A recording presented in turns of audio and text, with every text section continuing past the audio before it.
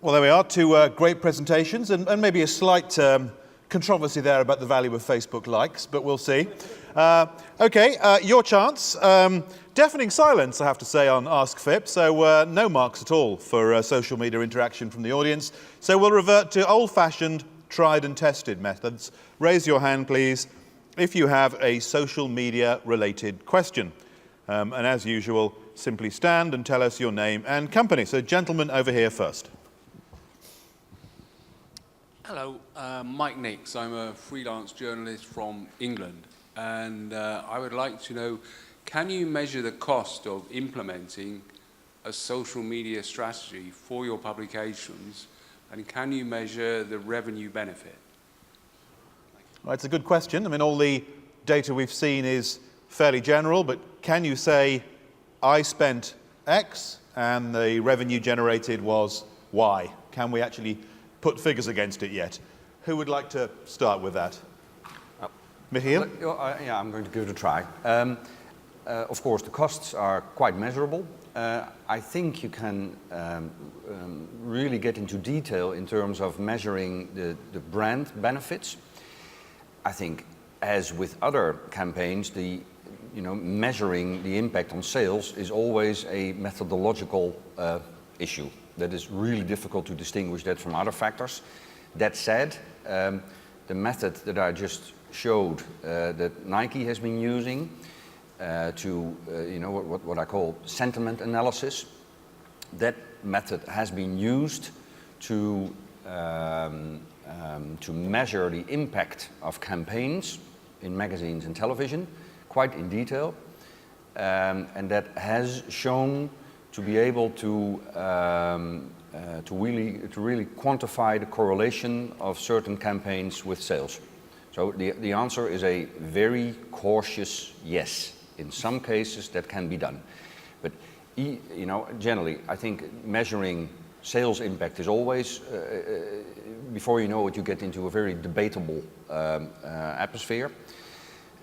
But measuring the impact on the sentiment of people is very possible, and even that, I would argue, is not very often done and doesn't require market research in the way that most of us are used to. You can do it just up there online at very low cost. I would say, let's make, for example, the UK launch. We invested 1.2, 1.4 million. Most of that went through the TV campaign. So we invested 300 to 400K on digital marketing, a portion of that on Facebook. But again, the beauty of Facebook is that we had a very strong user-generated content effect. And this helps us in a complete multi-touch campaign to qualify our subscription sales. Subscription was an important piece of the revenue generation, was accounting for probably more than 70% of the total revenues. I mean, the margin for us was over 3 million, and I would say more than 2 million was related to subscription.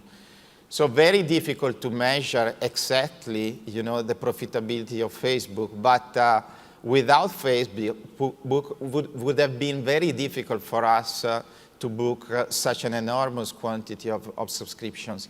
Because the point is that the customers today is not only enjoying the paper component or the tools that we are offering together, but immediately after is going through the social community environment, posting videos, pictures, and so on. And that's becoming a key component of the marketing mix. Okay, we'll probably time for one more question from the floor. Gentleman at the back there.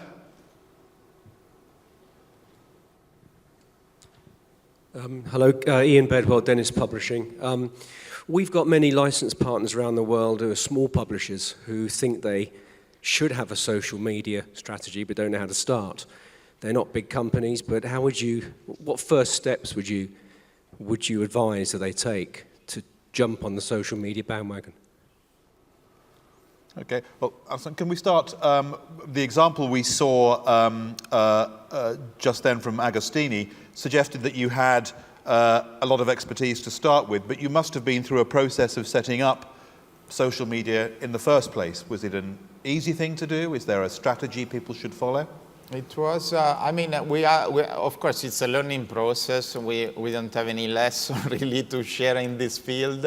You need to test and to see whether there is consistency with your strategic marketing moves and the product that you are communicating and the brands you are communicating. We are lucky to be in a segment where we start with very specialized products, so it's easier for us to target niches or very precise segments that we can then find directly on Facebook. I would say the web is becoming the starting source of all our researches. We do a lot of web listening. Web listening phase is becoming probably the step number one, where we discover trends like this one. Actually, cake design was already happening in the bloggers community and also in the Facebook, Instagram, and other communities like that. And then we got the expertise from outside. We bought a company last year, which is Mutado, fully devoted to the digital development. We have hired a global digital director head in order to coordinate even the social media approach that we are getting to in the different countries. So it's both, as we saw yesterday, strategic and organizational setup.